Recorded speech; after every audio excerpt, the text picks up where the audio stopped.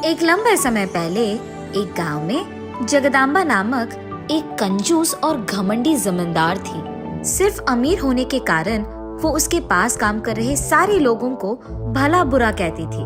जमाने पहले किए हुए कर्जों का ब्याज लेते हुए उनसे मुफ्त में काम करवाती थी। इतना ही नहीं, अगर गांव में कोई पैसों की जरूरत के लिए मदद मांगने उसके घर आता था, उनके पशुओं को लेकर या उनके पास मौजूद कीमती चीजों को गिरवी रखती थी। उन लोगों के कर्ज चुकाने के बावजूद वो उस सारी कीमती चीजों को अपने पास रखकर कहती थी, यहाँ तो ब्याज ही खत्म नहीं हुआ, तुम असल के बारे में बात कर रहे हो, जाओ जाओ पहले कर्ज चुकाओ। हाँ।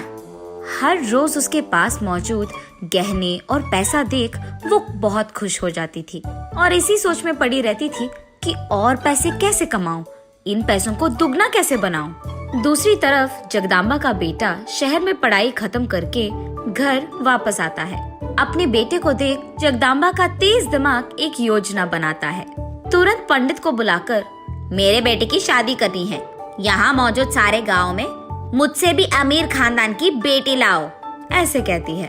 पड़ोसी गांव में एक अमीर खानदान की बेटी मंदाकिनी का अपने बेटे से शादी करवाती है और क्योंकि मंदाकिनी उनकी इकलौती बेटी थी, उसके खानदान का सारा पैसा वो मंदाकिनी के शादी में दहेज के रूप में देते हैं मंदाकिनी के माता पिता। और बस जगदम्बा की खुशी की तो कोई सीमा नहीं थी। उसका जायदाद एक ही बार में दुगना हो चुका था।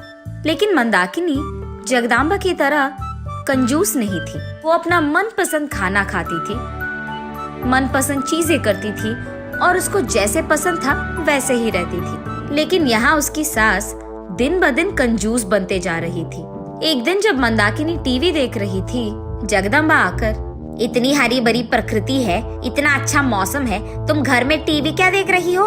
ये कहकर टीवी को बंद करके आओ बहू बाहर आओ, इस प्रकृति का मजा लो, ऐसे कहती है। एक और दिन जब मंदाकिनी अपने मनपसंद के 2-3 व्यंजन मंगाकर उसके सामने रखकर खाने ही वाली थी, बाप रे एक ही बार में इतने व्यंजन, ये कहकर वो एक ही व्यंजन वहाँ पे रखकर बाकी सारे अंदर रख देती है।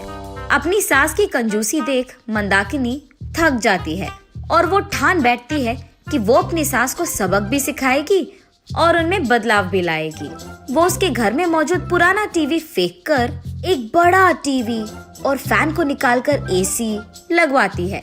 ये देख जगदम्बा, अरे बाप रे बहू, क्या तुम पागल हो गई हो?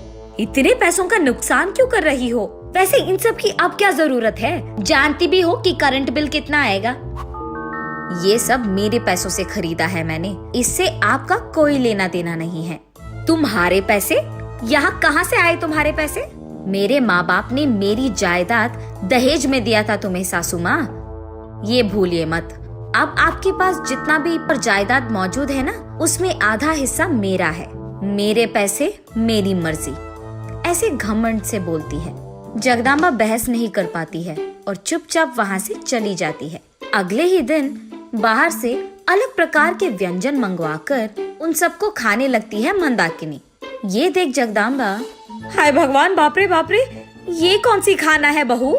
इतने सारे व्यंजन एक ही साथ में कोई खाता है क्या? और इस सबको खरीदने में तुमने कितने पैसे गंवा दिया? क्या तुम्हारा दिमाग काम नहीं कर रहा है? मनपसंद खाना ना खाए बिना मुझे भी क्या आप ही की तरह कंजूस बनाना चाहते हो? मैं कंजूस नहीं हूँ बहू, मैं पैसों को संभाल के रख रही हूँ, उन्हें इकट्ठा कर रही हूँ मैं। इतना सारा पैसा इकट्ठा करके आप क्या ही कर लोगे सासू माँ? इस दुनिया में पैसे है तो सब कुछ होगा, पैसों से हम कोई भी चीज खरीद पाएंगे। अच्छा ऐसा है क्या? ठीक है, तो फिर मैं आपको साबित करती हूँ कि पैसों से सब कुछ नहीं खरीद सकते हो आप। और अगर ऐसा ही हुआ तो आपके सारे जायदाद आपको मेरे नाम करना होगा और मैं जो कहूँगी वही सुनना होगा। मंजूर है? हाँ, पैसों से हम कुछ भी खरीद सकते हैं। मंजूर है तो ठीक है, फिर मैं साबित कर दूंगी। अगले ही दिन उसके घर में ब्याज के लिए काम कर रहे सारे नौकरों को मंदाकिनी बुलाती है। तुम्हारे सारे कर्ज मैंने चुका दिया है, अब तुम लोग यहाँ से आजाद हो, चले जाओ। वहाँ के सारे नौकर मंदाकिनी का शुक्रिया अदा करके खुशी खुशी वहाँ से चले जाते हैं। बहू क्या कर रही है ये समझ ना आने के कारण चुपचाप उसे देखती रहती है जगदाम्बा। दोपहर का समय होते ही जगदाम्बा को भूख लगने लगता है। घर में तो नौकर नहीं है, काम करने भी कोई नहीं है, इसीलिए बहू को बुलाकर खाना बनाने कहती है जगदाम्बा। हाँ, मैं क्यों खाना पकाऊं? मैंने तो बाहर से खाना मंगाकर कब का खा लिया। आपको अगर इतना ही भूख लग रहा है तो आप खाना खुद पकाओ। मुझे खाना बनाना नहीं आता बहू। तो फिर आप बाहर से मंगाओ। आपके पास तो पैसों की कोई कमी नहीं है ना सासू माँ। ये कहकर मंदाकिनी वहाँ से चली जाती है।